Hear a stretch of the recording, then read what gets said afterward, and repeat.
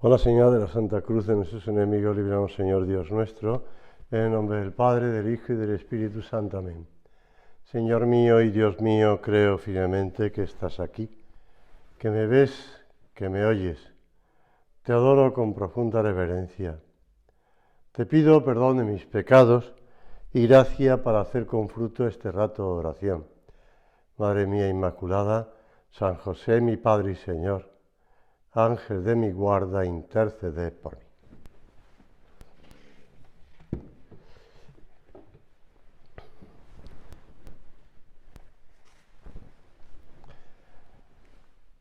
Dice el Evangelio de San Lucas que su padre y su madre estaban admirados por las cosas que se decían de él. Esto que nos relata al comienzo del Evangelio está situado en ese momento en el que Jesús, ya adolescente, empieza a manifestar algunas de los motivos por los que se había hecho hombre, para cumplir la voluntad de su Padre. Y así estamos también nosotros, asombrados de que Dios se haya hecho hijo, niño. En la Navidad lo vemos rodeado de María y de José. Lo vemos en Belén, lo vemos huyendo a Egipto, de que haya necesitado una familia. Y allí, en esa familia de Belén, después en Egipto, después en Nazaret, aprendemos a dejarnos querer, a dejarnos ayudar, a dejarnos perdonar. Mucho antes de que podamos ser conscientes que hemos recibido cariño y cuidado, ya cuidan de nosotros, nos perdonan, nos comprenden, nos disculpan. Por eso, y eso lo sabemos ya las personas que tenemos una serie de años y estamos siendo, pues eso, cuidados más por los jóvenes. Nunca seremos capaces de compensar lo que han hecho por nosotros los mayores. Y eso sucede generación tras generación. No es un peso que abruma, sino una realidad que nos llena de agradecimiento y nos impulsa a corresponder. Gracias, Señor, por la familia que nos ha dado a cada uno. Dice la Escritura: honra a tu padre con todo tu corazón y no te olvides de los dolores de tu madre. Recuerda que ellos te engendraron. Leemos en uno de los libros de las sapienciales, Sirácide, escrito por Ben Sirac, por eso el nombre de Sirácide. Es bonito lo que dice: honra a tu padre con todo el corazón y no olvides los dolores de tu madre. Recuerda que ellos te engendraron. Tenemos un deber de gratitud con quienes nos han cuidado cuando ni siquiera podíamos agradecerlo. Es justo que nuestros padres sean partícipes de nuestra dicha.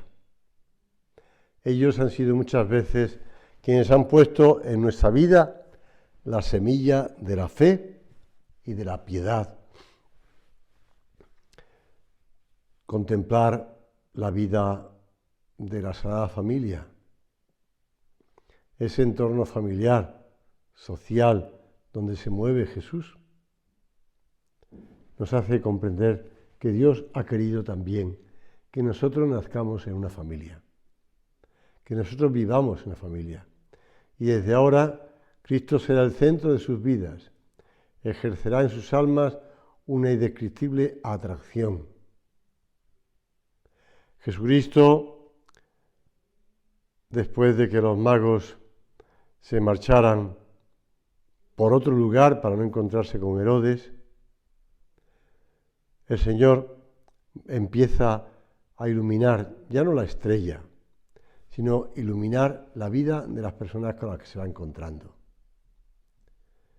Ilumina la vida de María, la vida de José, la vida de los magos, la vida de los pastores. Y después del bautismo con el que inaugura su ministerio público, Jesús busca a aquellos a quienes hará partícipes de su misión salvífica. Y también se quiere servir de nosotros. A ellos los encuentra, como le gustaba señalar siempre a San José María, los encuentra en su trabajo, pescadores. A Mateo, en la mesa de recaudación. Son hombres habituados al esfuerzo, recios, sencillos, de costumbres pues muy normales. Al pasar junto al mar de Galilea vio a Simón y Andrés que echaban las redes en el mar, pues eran pescadores, y les dijo: seguidme y os haré pescadores de hombres. Y cambia la vida de aquellos hombres. Cristo va cambiando la vida de todos aquellos con los que se va encontrando. Y si tú y yo tenemos que estar muy agradecidos a nuestra familia, a nuestros padres, porque nos han puesto en camino para después seguir a Cristo. Por eso los apóstoles, esos discípulos de la primera época, Pedro, Andrés, Juan, Santiago, aquellos hombres siguen a Jesús. Siguen a Jesús porque no solamente ellos han aprendido un trabajo profesional, sino que han aprendido en su familia y han aprendido desde pequeños a buscar a Dios. Lo buscaron primero, estos 4 que te he dicho, lo buscaron primero en Juan el Bautista, pero después Juan el Bautista le señala, el precursor, le señala el Maestro, y ellos siguen a Jesús. Y así hoy le siguen muchos en medio del mundo. En el hogar, el primer ámbito para descubrir a Cristo, para enseñar la fe y vivir la misión apostólica de cada uno, que hemos recibido en el bautismo.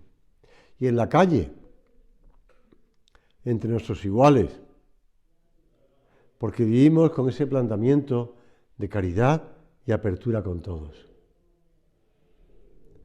En medio de nuestro trabajo, de nuestros quehaceres, nos invita Jesús a seguirle, para ponerle en el centro de la propia existencia, para servirle en esa tarea de medio del mundo. Dios nos saca de las tinieblas de nuestra ignorancia, decía San José María, de nuestro caminar incierto entre las incidencias de la historia, y nos llama con voz fuerte, como un día lo hizo con Pedro y con Andrés. Seguidme y os haré pescadores de hombres, cualquiera sea el puesto que en el mundo ocupemos. Nos elige y nos deja, a la mayor parte de los cristianos, los laicos, allí donde estamos, en la familia, en el mismo trabajo, en la asociación cultural, deportiva, para que en ese lugar y en ese ambiente le amemos y le demos a conocer a través de los vínculos familiares o de las relaciones de trabajo, de amistad. Mira, desde el momento en que tú y yo queremos poner a Cristo como centro de nuestra vida, todo cuanto hacemos queda afectado por esa decisión. Debemos preguntarnos si somos consecuentes ante lo que significa que el trabajo se convierta en el lugar para crecer en esa amistad con Jesucristo mediante el desarrollo de las virtudes humanas y de las sobrenaturales. Como le gustaba repetir a San José María, hay un algo santo, divino, escondido en las situaciones más comunes. Lo humano y lo divino en la vida ordinaria. Si Cristo está en medio, de nuestras ocupaciones, lo humano y lo divino se mezclan. Igual que en familia de Nazaret, de Belén, lo humano y lo divino se mezclan. Y ese algo santo, divino, escondido en las situaciones más comunes que debemos descubrir y hacer descubrir. El Señor nos busca y nos envía a nuestro ambiente y a nuestra profesión, pero quiere que ese trabajo sea ya diferente. Como le gustaba repetir a Santa Teresa, en medio de los fogones, y por eso decía San José María, me escribes en la cocina junto al fogón, está comenzando la tarde, hace frío, a tu lado, tu hermana pequeña, la última que ha descubierto la locura divina de vivir a fondo su vocación cristiana, pela patatas. Aparentemente piensas su labor es igual que antes. Sin embargo, ¿hay tanta diferencia? Es verdad, antes solo pelaba patatas, ahora se está santificando pelando patatas. Solo pelaba patatas, ahora se está santificando pelando patatas. Ese punto de surco tan plástico, ¿verdad? Donde explica perfectamente ese santificando pelando patatas. Santificación personal. Explicar el sentido del término santidad.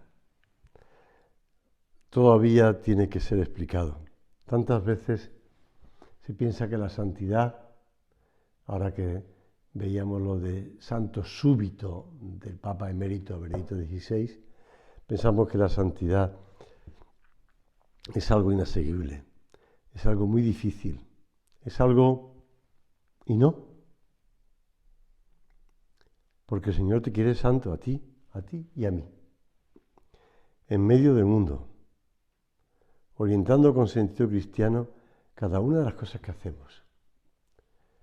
Ese servicio, esa amistad, es ayudar a resolver los pequeños y, si están a tu alcance, los grandes problemas de la sociedad, cada uno en sus circunstancias, para santificarnos con esos quehaceres del hogar, con esas, pues si quieres, pinzas, gasas, bisturí de los médicos, en la oficina, con el ordenador, con los papeles, en las clases, en la cátedra, conduciendo un tractor o delante de los animales que van, pues, o detrás, porque si estás guiando el ganado, limpiando la casa, pelando patatas, vete tú,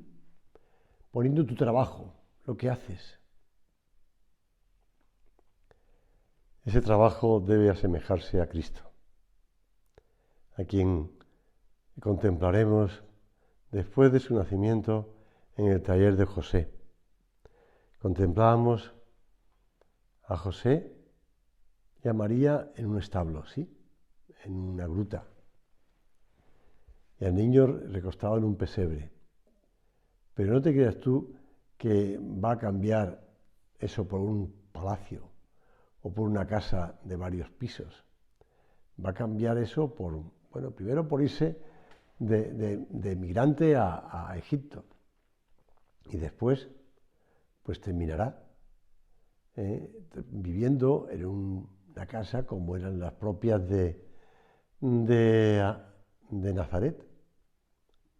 Basta con que vayas a la Santa Casa de Loreto y verás que le falta una pared, porque esa pared era la ladera de la montaña o de la colina, donde se apoyaban las casas, que tenían 3 paredes y un techo, y aprovechaban una cueva de fondo. Y ahí donde Jesús se pasa 30 años. Bueno, quitarle los años que se pasaría en Egipto, que no sabemos cuántos, pero La realidad es que se pasa unos cuantos años ahí, trabajando, en el taller de José, aprendiendo. Y ahí es donde conoce a los apóstoles, después, en su trabajo, con sus manos, sacando las redes, pescando. Debemos fijar nuestra atención en el Hijo de Dios, hecho hombre mientras trabaja, y preguntarnos muchas veces, ¿qué haría Jesús en mi lugar? ¿Cómo realizaría mi tarea?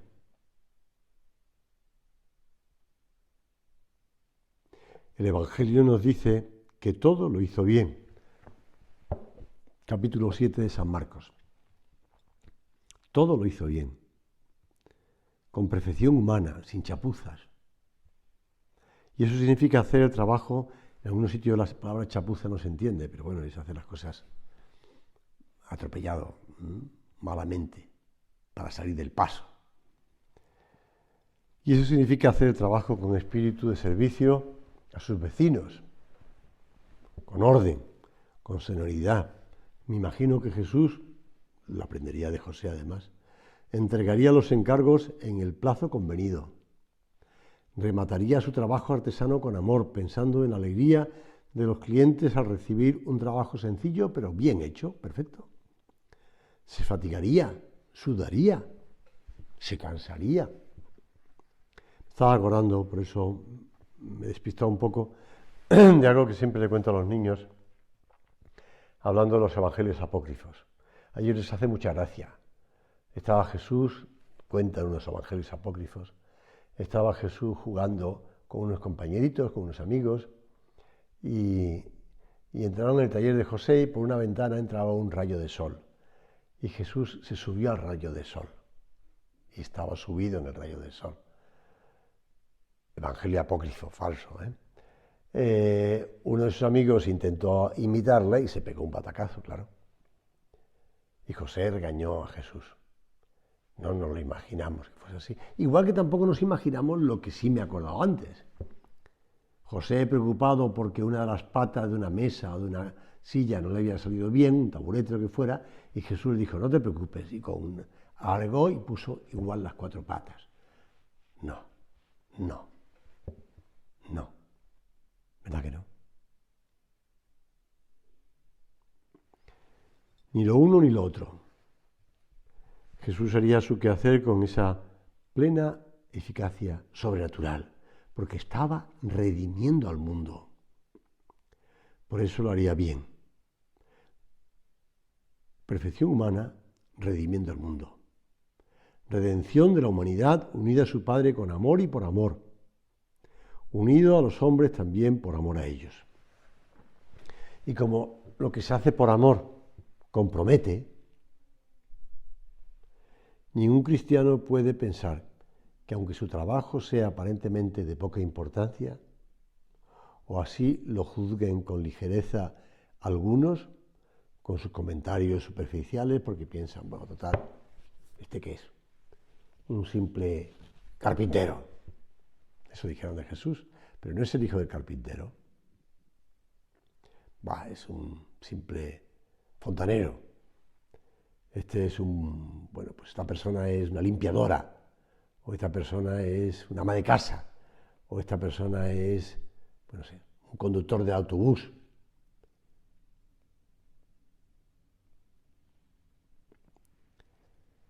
¿Puedes realizarlo de cualquier modo? No, con perfección. Ese trabajo lo ve Dios y tiene una importancia que nosotros no podemos sospechar. Te dice San José María, me has preguntado qué puedes ofrecer al Señor. No necesito pensar mi respuesta.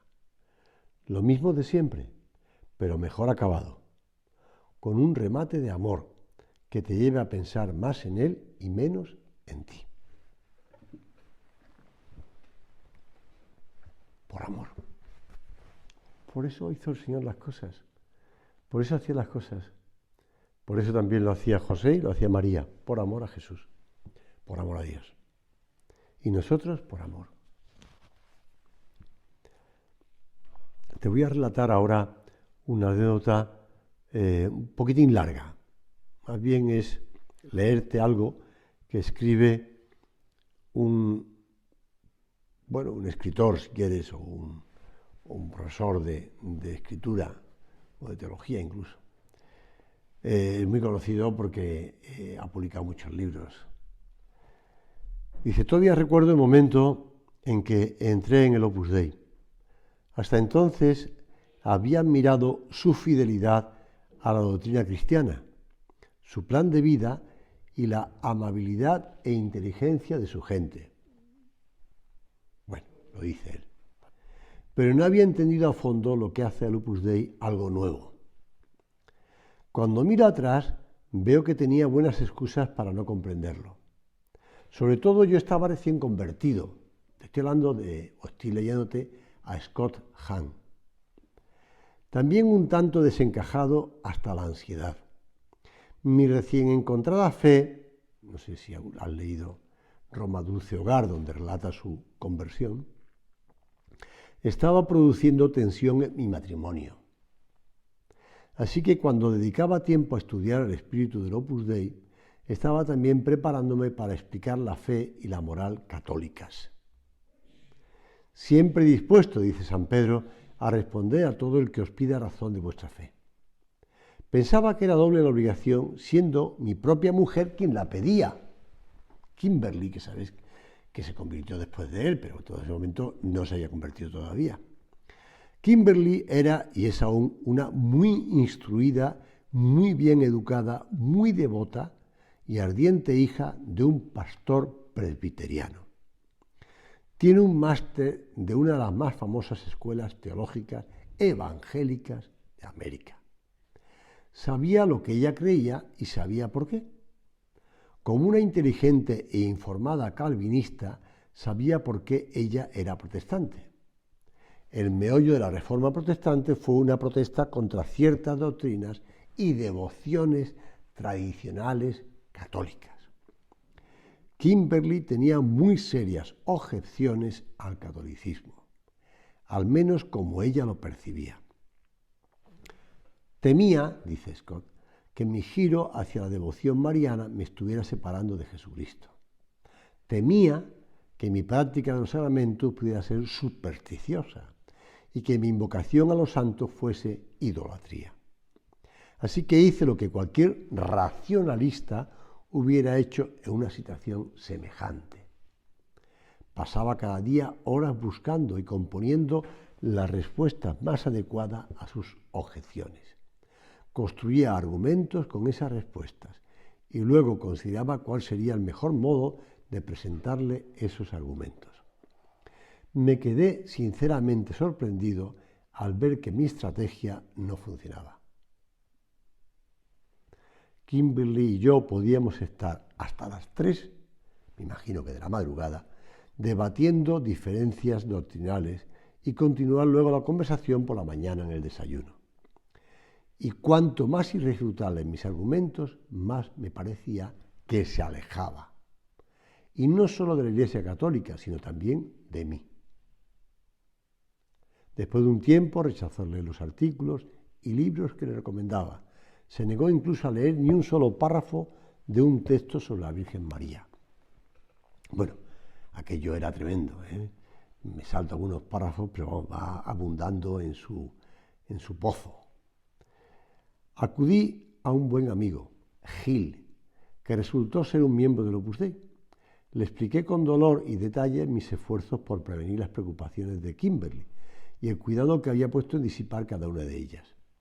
Vi cómo Gil hacía una mueca. ¿Qué pasa?, le pregunté. ¿Qué está mal?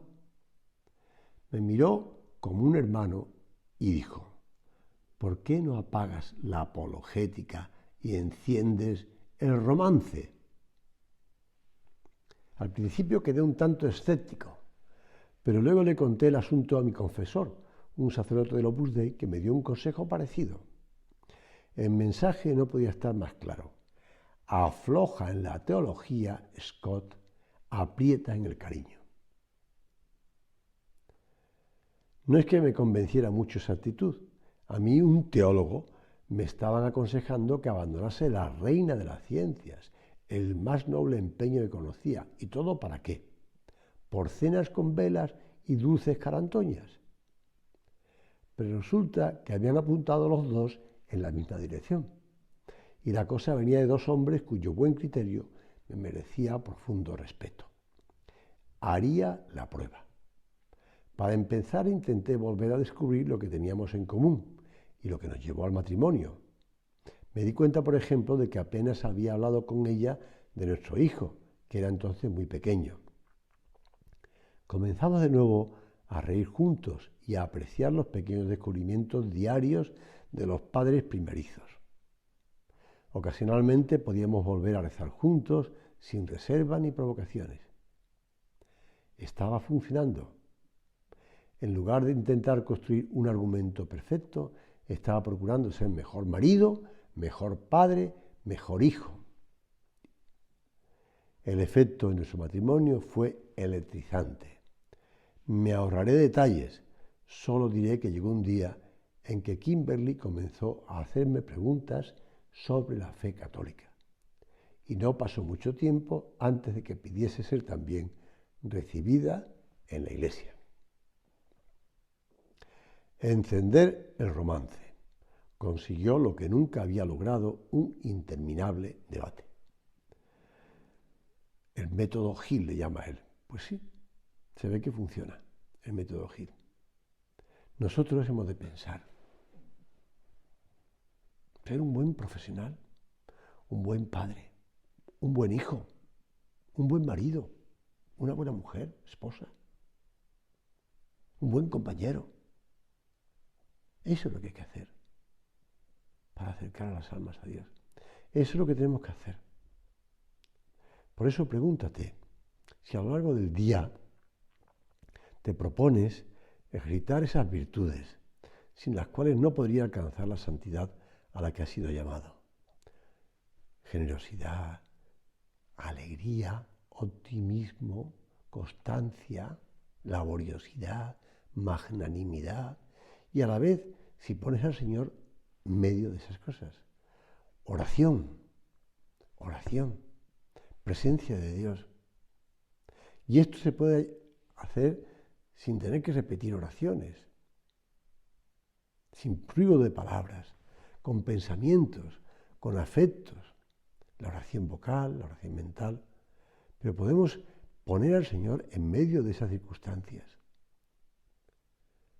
Como José y María trabajarían mirando al niño recién nacido. Estaban viviendo esa presencia de Dios. Por eso pregúntate, si de la mañana a la noche haces ese ofrecimiento de obras, cuando nos levantamos, si le decimos al Señor que toda la jornada es para Él, si lo renovamos algunas veces durante el día y principalmente en la Santa Misa, pero después, si tienes esa rectitud e intención a la hora de trabajar, ese ejercicio de la caridad, ese esfuerzo para acabarlo con competencia profesional. Cuenta don Gregorio Marañón en su libro El Conde Duque de Olivares que en la época del Conde Duque se trató de canalizar los ríos Tajo y Manzanares. Se nombró una comisión encargada del estudio de dicho proyecto. El dictamen de la docta comisión fue emitido en estos términos. Si Dios hubiera deseado que ambos ríos fuesen navegables, con un solo hágase lo hubiera realizado. Y sería atentatorio a los derechos de la providencia mejorar lo que ella, por motivos inescrutables, ha querido que quedase imperfecto. Qué error, ¿verdad? Como si Dios no hubiera dicho al hombre que gobernara la tierra. Pues mira, pocos siglos después, en 1787, un señor intentó hacer lo mismo. Concretamente construyó proyectó la presa de El Gasco, que está muy cerca en Torrelodones, Galapagar y Las Rozas. La idea era un militar, ingeniero militar de origen francés, llamado Carlos Lemort, pues intentó que el Banco de San Carlos, antecedente del Banco de España, le financiara un proyecto. Mediante ese proyecto se intentaba un canal navegable de 667 kilómetros, que salvando un desnivel de 700 metros hubiese unido fluvialmente Madrid con la Submetesa Sur y con el Océano Atlántico. Lo proyectó, pero no consiguió la financiación. Se murió el pobre hombre sin poder llevarlo a cabo. Después, un hijo suyo lo hizo, pero no lo hizo bien.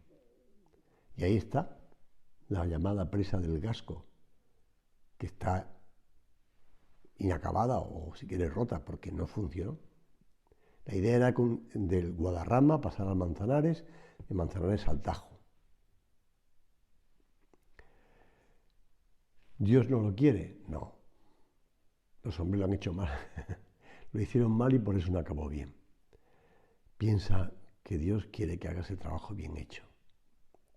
Y que si ahí no están unidos los ríos, no es porque Dios no quiera que estén unidos los ríos, sino porque los hombres no lo han unido. Evidentemente los ríos es parte de la geografía, parte de la orografía, es parte de la, digamos, de la estructura del mundo, pero nosotros podemos aprovecharlo. Por eso te aconsejo que busques con rectitud e intención trabajar bien y que vayas ofreciéndole al Señor pues ese trabajo y que tengas esa presencia de Dios a lo largo del día, a lo largo de cada momento del día. Pregúntate, como dice este punto de Surco, pon en tu mesa de trabajo, en la habitación, en tu cartera, una imagen de Nuestra Señora y dirígele la mirada al comenzar tu tarea, mientras la realizas y al terminarla. Y ya te alcanzará, te lo aseguro, la fuerza para hacer de tu ocupación un diálogo amoroso con Dios.